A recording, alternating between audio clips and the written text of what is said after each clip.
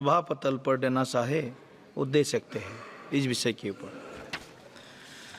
आदरणीय सदस्य श्री संदीपन भोमरे जी।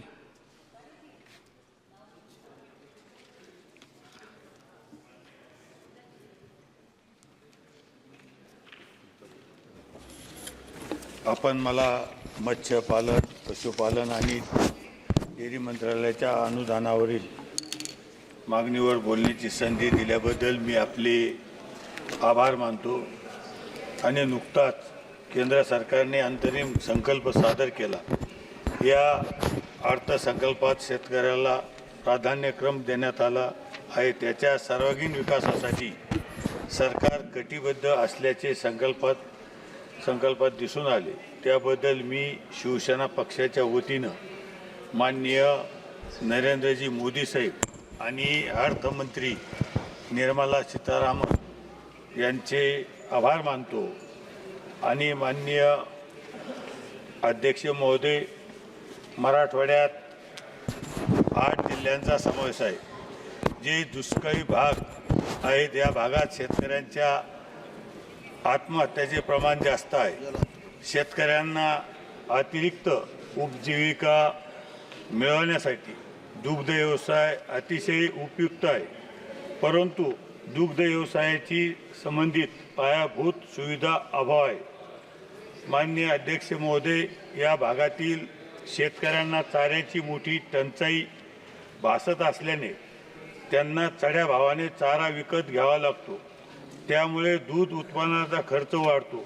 दुधाची किंमत कमी ठेवण्यासाठी शेतकऱ्यांना परवडणाऱ्या दरात चारा, बियाणे, दुभत्या जनावरांसाठी विमा संरक्षण इत्यादी उपलब्ध करून देणे अत्यंत गरजेचे झाले आहे। माननीय अध्यक्ष महोदय, मराठवाड्यातील 8 जिल्ह्यांमध्ये पशुखाद्य निर्मितीचे कारखाने नाहीत। मका, तेलबिया, गूळ मुबलक प्रमाणात उपलब्ध आहे। पशुखाद्य निर्मितीचे कारखाने सुरू करण्याची नितांत गरज आहे, जेणेकरून पशुखाद्य उत्पादन स्थानिक पातळीवर करता येईल आणि उत्पादन खर्चही कमी होईल। यासोबतच पशुखाद्यावरील खर्च कमी करण्यासाठी 50 मेट्रिक टन प्रतिदिन पशुखाद्य निर्मिती प्रकल्प शासन किंवा सहकारी संस्थेमार्फत उभारण्यासाठी शासन स्तरावर प्रयत्न व्हावे। माननीय अध्यक्ष महोदय, शेतकऱ्यांना दुभती जनावरे घेण्यासाठी निधीची मराठवाड्यासाठी स्वतंत्र तरतूद करावी। मी माननीय कृषी मंत्री श्री शिवराजसिंह चौहान साहेब यांना विनंती करतो की दुग्धोत्पादक शेतकऱ्याला दुभत्या जनावरांच्या खरेदीसाठी 100% अनुदान द्यावे, जेणेकरून दुग्ध उद्योगाला चालना मिळेल। अध्यक्ष महोदय, आज मराठवाड्यात वीर्य संकलन केंद्र व बैल संशोधन केंद्र उपलब्ध नाही। आणि अध्यक्ष महोदय, मराठवाड्यात दुधाचे उत्पादन मागणीपेक्षा जास्त तर दुधाचे दर घसरतात आणि दुग्ध उत्पादकांना तोटा सहन करावा लागतो। मराठवाड्यात दूध भुकटी प्रकल्प नसल्यामुळे दुधाच्या वाहतुकीचा खर्च वाढतो। मराठवाड्याचे हित लक्षात घेऊन औरंगाबाद जिल्हा दूध संघाला 100% अनुदानावर प्रतिदिन 20 टन दूध पावडरचा कारखाना देण्यात यावा। माननीय सभापती महोदय, दुग्ध उत्पादन आणि प्रक्रिया खर्चामध्ये प्रामुख्याने वीज, वाहतूक खर्च यांचा समावेश होतो। हे खर्च कमी करण्यासाठी डेअरी आणि दूध संकलन केंद्राला दूध प्रोसेसिंगसाठी सुविधा उपलब्ध करून देण्यात याव्या, जेणेकरून उत्पादन खर्च कमी होईल आणि दूध उत्पादन शेतकऱ्याला मदत करू शकतील। दूध दर हा हमी भावाने शासन स्तरावर ठरवून दूध उत्पादनांना दिलासा द्यावा। दूध दर हा गाईचा किमान 50 रुपये असावा।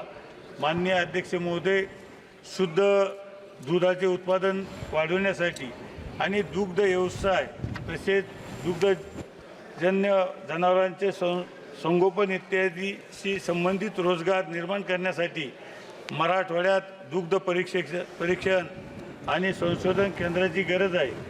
मी माननीय कृषी मंत्री विभागाला विनंती करतो की संभाजीनगर जिल्ह्यात प्रशिक्षण व संशोधन केंद्र सुरू केल्यास मराठवाड्यातील 8 जिल्ह्याचा त्याचा फायदा होईल.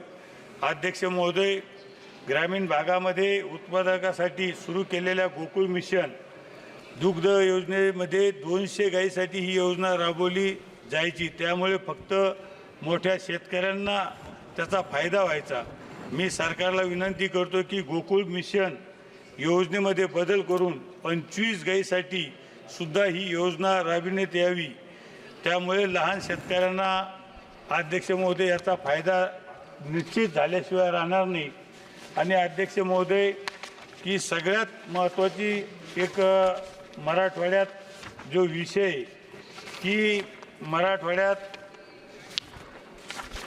सगळ्यात जास्त भेसळयुक्त दूध हे विकल्या जातं. तर माझी आपल्याला विनंती आहे की राष्ट्रीय पातळीवर हे जे